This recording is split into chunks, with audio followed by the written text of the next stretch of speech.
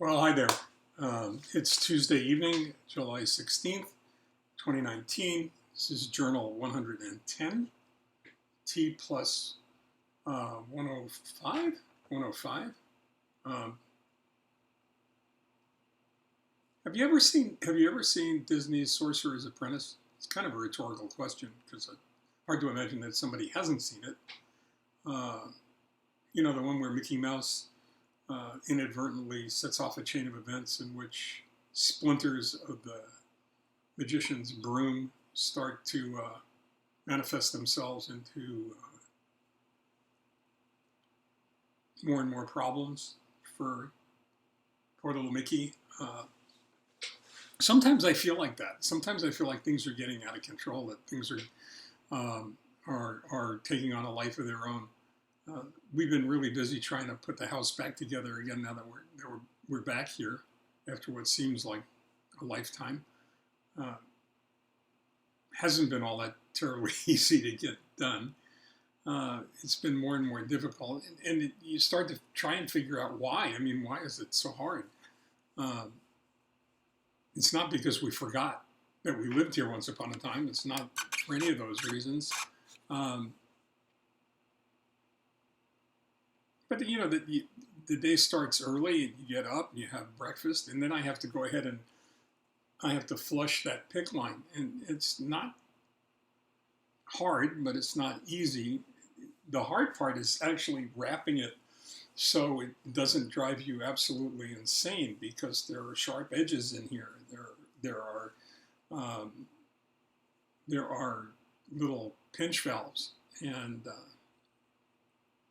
some of the plastic is difficult. So you wind up putting um, two layers on, one underneath and one above, uh, and you become kind of a magician of the mundane in many respects, trying to just keep everything together and to keep it from getting out of hand. Uh, and to a large degree, those days have been taken up with a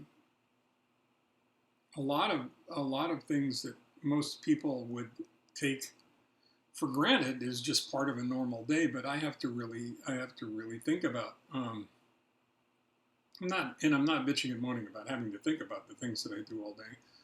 Um, Sometimes it's just somewhere in between frustrating and annoying um, to have to remember to put on gloves or to wear a mask uh, before you go out into the garage to do something that you never had to think about putting on a mask and gloves to do before, or something as simple as emptying a vacuum cleaner, which I can't do anymore. Uh, Many of the things that I used to take care of that Lesley never had to worry about are now things that she has to do every day. It's interesting because it's a new division of labor, as it were, where I find myself really working hard to wash, dry, and put away the dishes. I know that sounds simple enough, but what happens is you start to have this measure of I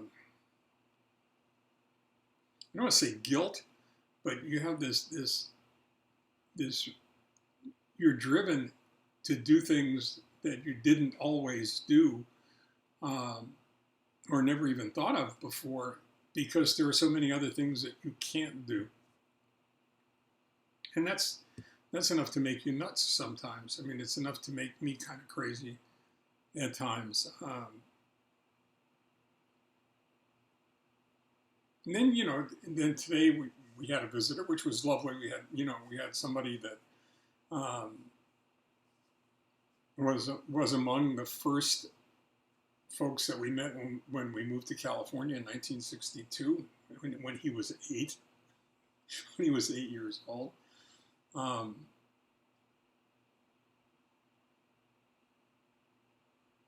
and it was pleasant having a guest. But again, when we have people to the house, you have to ask them a number of questions. You have to be sure that they haven't been around pets, dogs, cats, especially not birds and reptiles. I have no idea why birds and reptiles are nastier than dogs and cats. I'm sure pet lovers are going to tell me.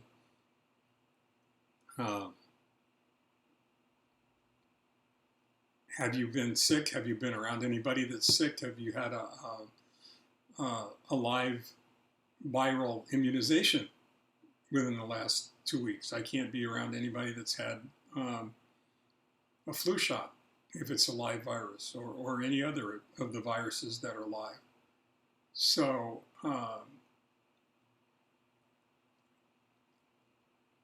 in so many instances, things that used to be really simple and almost thoughtless are things you have to think about all the time. And when you talk about those things, when I discuss those things with you,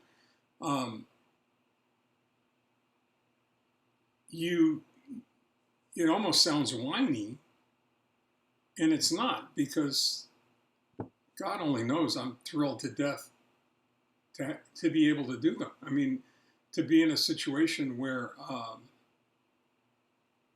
I'm okay enough to do them.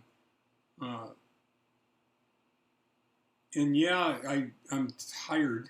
The last visit showed a hemoglobin of 8.0, which is just on the borderline of getting a transfusion. And I'm curious to see where that is now, because hopefully at some point it's going to stop going down between clinic visits and start to edge its way back up again. But even dealing with the exhaustion can be a joy. And maybe that sounds disingenuous, but it's not. It really is a joy to be able to whine and complain, because the alternative is being on the other side of the grass, and I have no intention of heading there. Certainly not without one hell of a battle. But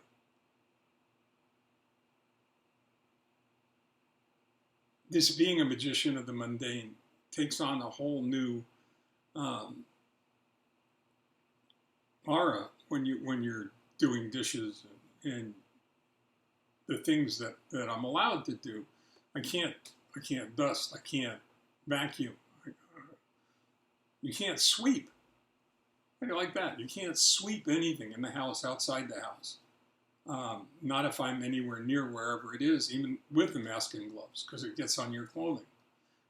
Clothing has to be washed every other day. Towels have to be washed every day.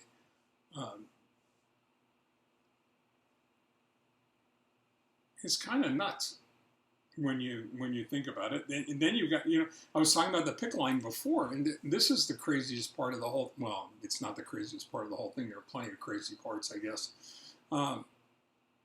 But as you can see, the pick line is taken out of a line that goes into an artery that's right here. All right, and there's a dressing that goes around it that's a barrier to any kind of bacteria that can form. Well, one of the most critical caveats is not to get it wet. If you get it wet, it means a trip to Artie to have the dressing changed.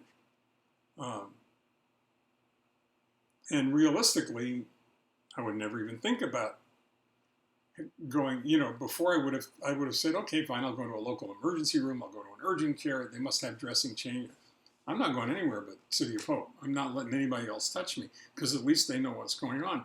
And in the middle of everything else that was going on, all of a sudden, I got a correspondence from Be the Match, which is the bone marrow stem cell donor program, which we'll probably talk about tomorrow, the next night, or whenever, because it's pretty fascinating also, talking about things I should be cognizant of at 3 months, things I should be thinking about at 6 months, things that I should be thinking about, later on. And they have 6 publications like that they send out on a timed basis, and one of them was to get a medical alert bracelet or a medical alert necklace to alert people that you're a bone marrow transplant, which is something I asked the doctor about when I first started seeing him. I asked all three doctors at different times about that, and they all said no. And then I realized the difference then was that I wasn't a bone marrow transplant patient. When I asked about it, I was a regular patient who had not had the transplant yet. Now that I've had the transplant, it would make any kind of treatment in an emergency life and death situation really relevant, because certainly where I am right now, I could bleed out depending on where my platelet level is at any particular moment. So those are all the things that have been going on here. They're all tiny, they're all small, they're all insignificant individually, but together they turn up meaning, taking on a whole new meaning and a lot more weight. Again, always something to think about. So till tomorrow, stay well, take care, stay in touch. I love hearing from you guys. Bye-bye.